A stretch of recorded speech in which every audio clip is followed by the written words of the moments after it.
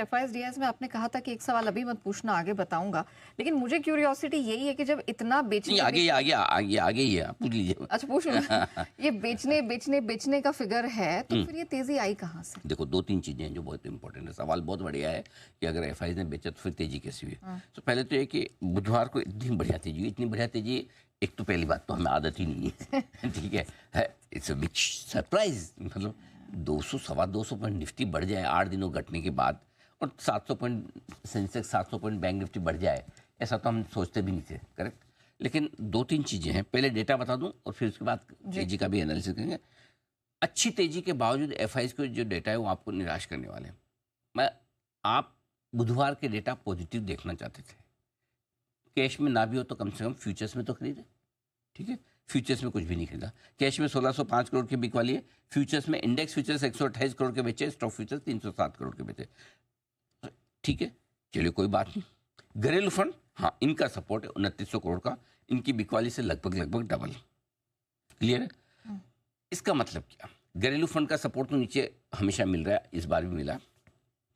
थोड़ी खरीदारी retail traders investors की तरफ से भी होती थी, उनका पार्टिसिपेशन आया सीरीज के पहले दिन, तो उन्होंने भी सपोर्ट दिया। ठीक है, अब फिर उछल क्यों गए? उसके दो रीजन है। एक रीजन तो इस डेटा में दिख रहा है, जो डेटा में रीजन दिख रहा है वो ये है कि जैसे ही एफआईआई की बिकवाली का प्रेशर कम होता है, बाजार ऊपर आना शुरू कर देते हैं। क्योंकि अभी बीच में आपको याद होगा, ये कल परसों के डेटा छोड़ दो तो 3000, 4000, 5000 करोड़ की रेंज में बिकवाली जा रही थी एफआईआई की, और जैसे ही बिकवाली का नंबर थोड़ा सा कम हुआ, 1600 करोड़ का ही हुआ, उछल गए। अब इंडेक्स फ्यूचर्स के आंकड़े बहुत इंटरेस्टिंग है। 823 करोड़ के निफ्टी फ्यूचर्स उन्होंने बेचे, लेकिन बैंक निफ्टी फ्यूचर्स 685 करोड़ के खरीदे, इसलिए नेट सेलिंग आपको 125 करोड़ की दिख रही है। तो इसका मतलब क्लियर है कि निफ्टी पर अभी भी एफआईआई पॉजिटिव नहीं है, लेकिन बैंक निफ्टी पे जरूर वो थोड़े से पॉजिटिव है और उन्होंने लॉन्ग पोजीशन बनाई, अपनी शॉर्ट भी काटी है। ये बड़ी चीज़ है। ठीक है, अब हमें क्या लगता है, एक रीजन तो ये कि एफआईआई की बिकवाली जैसे कम होती है बाजार ऊपर आए।